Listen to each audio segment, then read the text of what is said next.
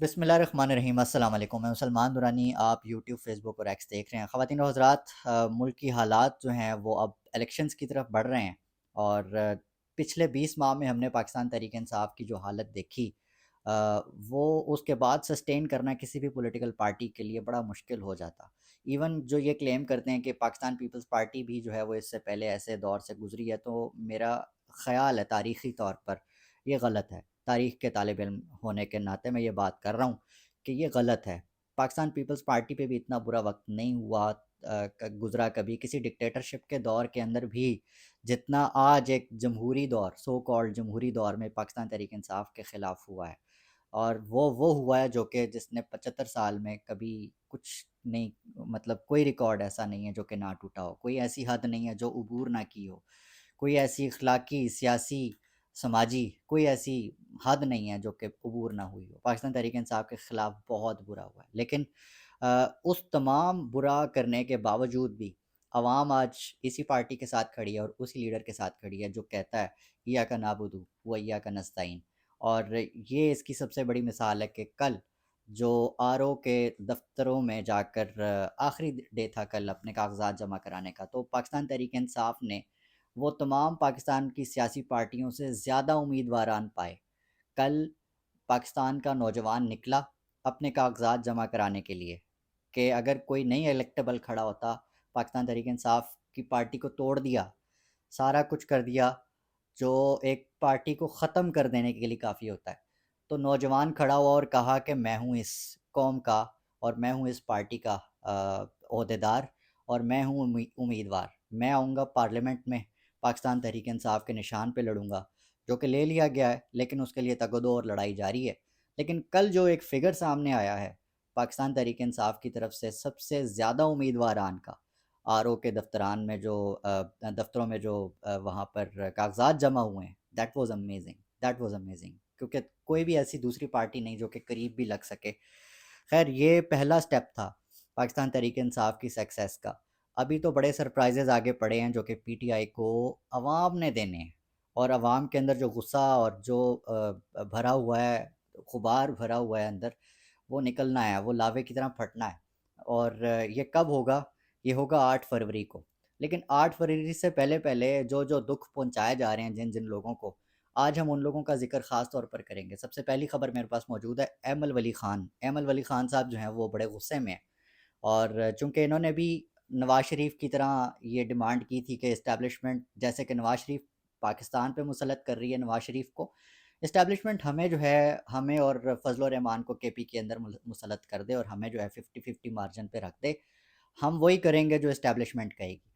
تو میلو صاحب جو ہیں، سوری معذرت، ایمل ولی خان صاحب جو ہیں وہ دھمکیوں پر اتر آئے ہیں معذرت، اور انہوں نے پشاور ہائی کورٹ کے جو چیف جسٹس ہیں ان کو دھمکیاں دے ڈالی ہیں کہ جو فیوریٹزم کر رہے ہیں اور ان کا جینا محال ہو جائے گا، اور پتہ نہیں کیا کچھ۔ آج میں کچھ پڑھ کر سناتا ہوں تاکہ آپ کے بھی نالج میں اضافہ ہو کہ جو ایمل ولی خان صاحب ہیں وہ کتنے بڑے بدماش ہیں۔ کہتے ہیں کہ جی ہمیں بھی ہلکی پھلکی بدماشی آتی ہے اور ہم اس چیف جسٹس کا جینا محال کر دیں گے۔ بدقسمتی اس کی یہ ہے کہ چند ماہ رہ چکے ہیں، اس کے بعد اس کے لیے زندگی گزارنا بہت مشکل ہو جائے گا۔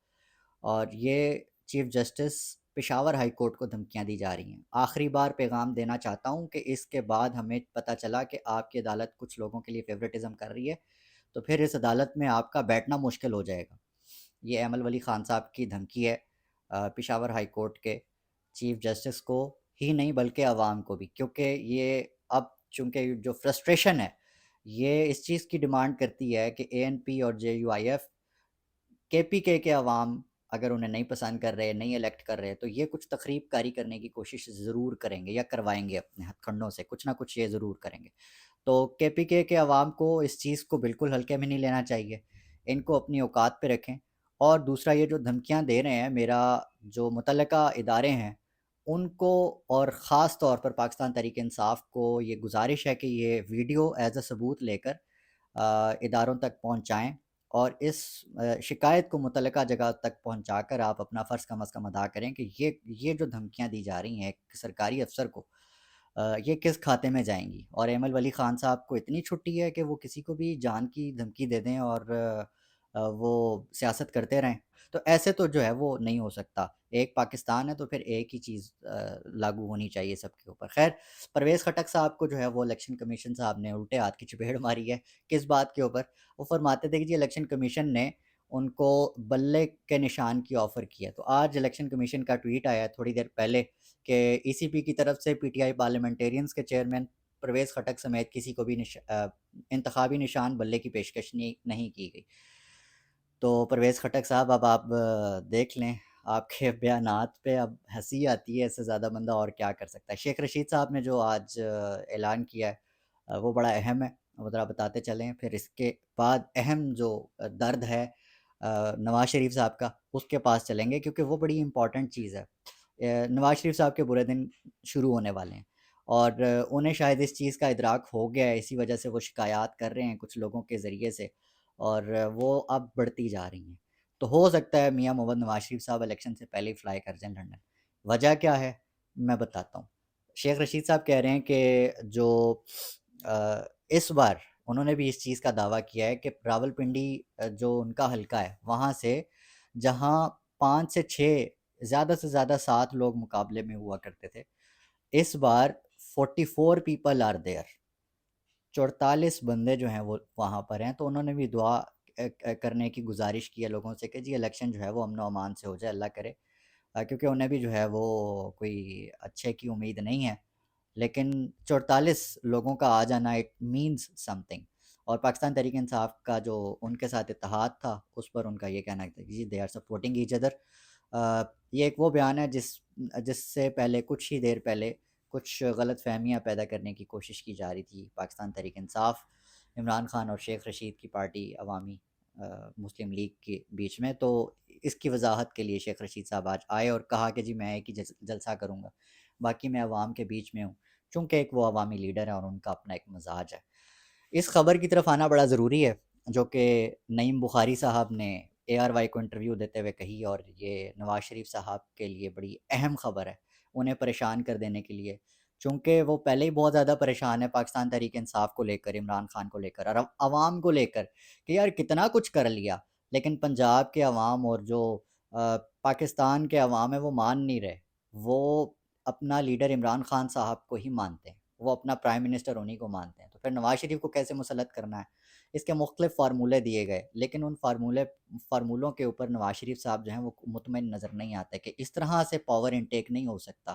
اگر انٹیک ہو بھی جائے تو یار اس پاور کو سسٹین کیسے رکھا جائے گا؟ اس پاور کو سسٹین رکھنے کے لیے آپ کو بہت ساری چیزوں میں سسٹینیبلٹی چاہیے، انسرٹینٹی ہر طرف، اور یہ تمام چیزیں پولیٹیکل انسرٹینٹی کے بیچ میں تو بالکل نہیں ہو سکتی. تو نواز شریف صاحب اس وقت بڑے ڈپریشن کا شکار ہیں اور بہت زیادہ ڈپریس ہیں.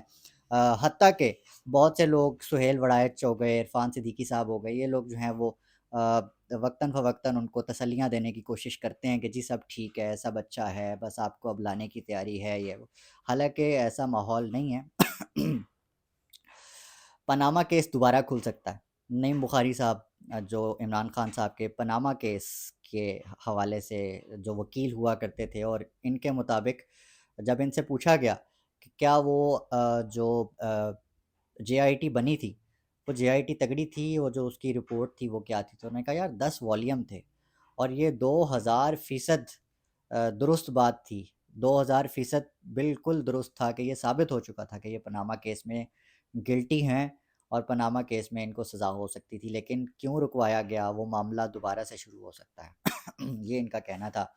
اور جو اصل بات کی وہ تھی رانا ثناء اللہ والے کیس کے اندر، وہ یہ تھی کہ ان کو کسی افسر نے آ کر بولا تھا کہ رانا ثناء اللہ والا کیس جو ہے وہ آپ لے لیں. تو ان کا جو ایک جملہ ہے کہ احمق سجن سے دانا دشمن بہتر، اور انہوں نے کہا کہ یار یہ کوئی کیس ہے. پھر انہوں نے دعویٰ کیا جی مجھے اگر یہ کیس دینا چاہتے ہیں تو میں اس کی فیس 10 کروڑ دوں گا. 10 کروڑ دیتا کون ہے؟ تو 10 کروڑ کا سن کر وہ صاحب چلے گئے. اور پھر کبھی بعد میں باجوہ صاحب سے کسی شادی کے فنکشن پہ ملاقات ہوئی تو باجوہ صاحب نے پوچھا بخاری صاحب آپ 10 کروڑ لیتے ہیں؟ تو بات ہی ختم. نعیم بخاری صاحب ریڈی ہیں. ان کا کہنا ہے کہ نواز شریف صاحب کے خلاف جو پاناما کیس تھا اس میں وہ آلریڈی جھوٹ بول چکے تھے. ایک 2 جلسوں میں انہوں نے جھوٹ بولا، پھر عدالت میں انہوں نے قطعی خط پیش کر دیا، تو ان کے پاس جسٹیفیکیشن کے لیے تو کچھ بھی نہیں ہے۔ تو پاناما کیس دوبارہ سے ری اوپن ہو سکتا ہے۔ اس کے ساتھ ہی اس ویڈیو میں اجازت۔ اپنا اپنے آس پاس سب کا، اپنے پاکستان کا بہت خیال رکھیے گا۔ اللہ نے کے